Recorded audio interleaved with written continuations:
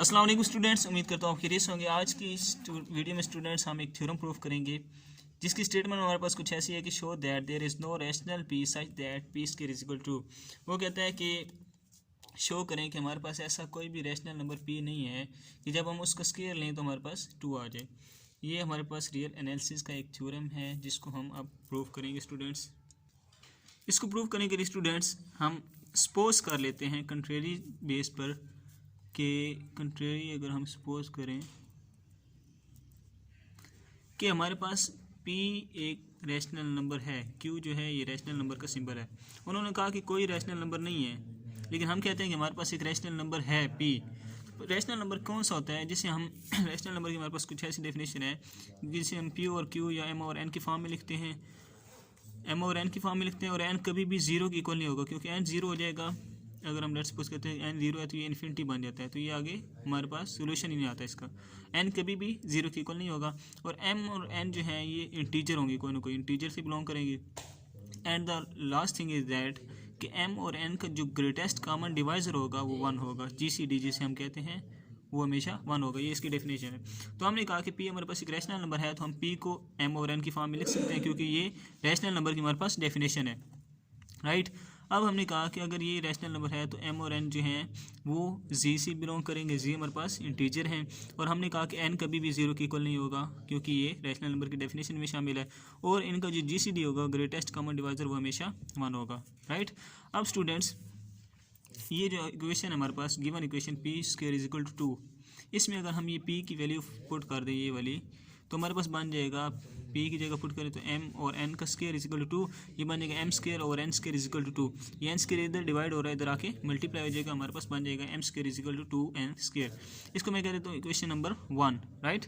अब स्टूडेंट्स ये N हमारे पास इधर ही रहेगा, ये M स्क्वायर को N 2 डिवाइड कर देगा, ये इधर जाके डिवाइड हो जाएगा।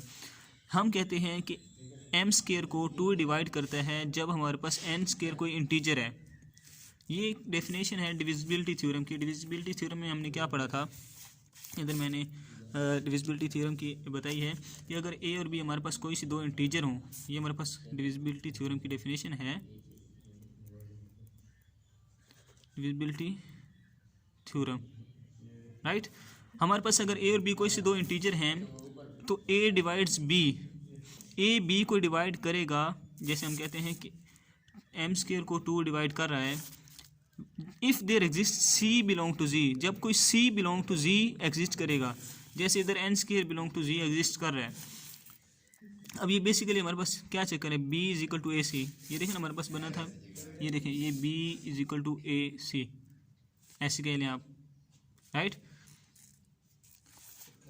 अब मैं आपको अगर सिंपल वर्डिंग में समझाऊँ, A हम 2 लें, B को हम 10 लें, तो ये देखें B is equal to AC। अब देखें 10 इज इक्वल टू 2 आता है, लेकिन हम 10 इज इक्वल टू 10 करने के लिए हमें एक 5 की ज़रूरत पड़ती है जिसको हम 2 से मल्टीप्लाई करें। वो 5 बेसिकली हमारे पास C है। तो इसी तरह इधर हमें 2 को M स्क्वायर से डिवाइड करने के लिए एक N स्क्वायर की ज़रूरत पड़ी थी जो कि Z से बिलोंग करता था, राइट। हम कहते हैं कि अगर M स्क्वायर जो है 2 जो है वो M स्क्वायर को डिवाइड करता है तो M को भी डिवाइड करेगा। कैसे, मैं कहता हूँ कि M स्क्वायर लेट्स सपोज मेरे पास 4 है तो M कितना होगा, 2 होगा। अगर 2 M स्क्वायर को डिवाइड कर रहा है, 4 को डिवाइड कर रहा है तो 2 को भी डिवाइड करता है। इसको मैंने इक्वेशन नंबर A कह दिया। नेक्स्ट मैं कहता हूँ कि then by definition of divisibility theorem, मैं कहता हूँ कि there exist K belong to Z, हमारे पास कोई K ऐसा एग्जिस्ट करेगा कि जब मैं उस K को 2 से मल्टीप्लाई करूँगा तो हमारे पास M आ जाएगा। सेम वही चीज़ है जैसे कि C ऐसा एग्जिस्ट करता है जिसको हम A से मल्टीप्लाई करें तो B बन जाता है। जैसे 5 एक ऐसा नंबर एग्जिस्ट करता है जिसको हम 2 से मल्टीप्लाई करें तो हमारे पास 10 बन जाता है। इसी तरह हम कहते हैं कि K कोई ऐसा इंटीजर एग्जिस्ट करता है जिसको हम 2 से मल्टीप्लाई करें तो हमारे पास M बन जाता है। इस चीज़ को मैं इक्वेशन नंबर 1 में यूज़ करूँगा। यहाँ पे M की वैल्यू मैं पुट कर दूँगा। M की वैल्यू हमारे पास क्या है, 2K। मैंने पुट कर दी, 2K square is equal to 2N square बन गया, ये 4K square is equal to 2N square बन गया। यहाँ से N स्क्वायर की वैल्यू हमारे पास आ गई 2K स्क्वायर। अब मैं कहता हूँ कि ये 2 इधर आके डिवाइड हो जाएगा, बन जाएगी K square is equal to N square by 2। तो हम कहते हैं कि जब K स्क्वायर हमारे पास कोई इंटीजर है तो 2 जो है वो N स्क्वायर को डिवाइड कर रहा है। अगर 2 N स्क्वायर को डिवाइड करते हैं तो 2 N को भी डिवाइड करेगा। इसको मैंने क्वेश्चन नंबर B कह दिया। अब देखें इक्वेशन नंबर ए और इक्वेशन नंबर बी, इसमें अगर हम देखें तो इन दोनों का जो कॉमन डिवाइज़र है m का और n का, इन दोनों का कॉमन डिवाइज़र 2 है। मतलब इन दोनों को क्या चीज़ डिवाइड करी है, 2 डिवाइड करी है। तो इनका कॉमन डिवाइज़र हमारे पास क्या आएगा, 2 आएगा। मैं ये कहता हूँ from equation A and B 2 is common divisor of m and n, but GCD जो है उनका 1 है। अब देखें, जो एक होता है GCD, एक होता है CD। GCD होता है हमारे पास ग्रेटेस्ट कॉमन डिवाइज़र, और जो CD होता है ये होता है हमारे पास कॉमन डिवाइज़र।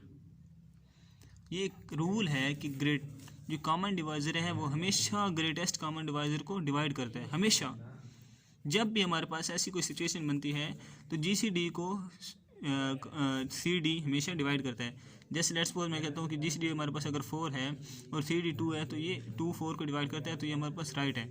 अगर हम इसी तरह कहें कि अगर ये 2 4 को यहाँ पे 5 आ जाए, लेट्स सपोज कोई ऐसा नंबर आ जाए जिसको 2 डिवाइड नहीं करा, तो ये हमारे पास रॉन्ग स्टेटमेंट बन जाती है। तो इसी तरह हम कहते हैं कि हमारे पास कॉमन डिवाइज़र यहाँ पे CD क्या आ रहा है, 2 आ रहा है कॉमन डिवाइज़र, लेकिन इसका GCD हमारे पास क्या है, 1 है। GCD हमारे पास क्या है, वो 1 है, और CD हमारे पास 2 आ रहा है।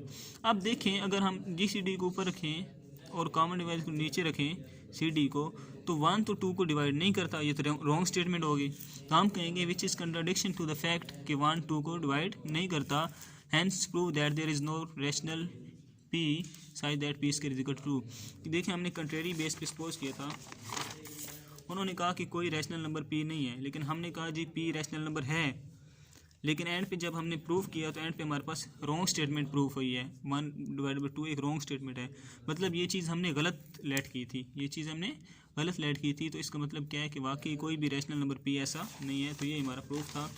आई होप सो कि आपको समझ आ चुकी होगी। मिलते हैं नेक्स्ट वीडियो में। अल्लाह हाफिज़।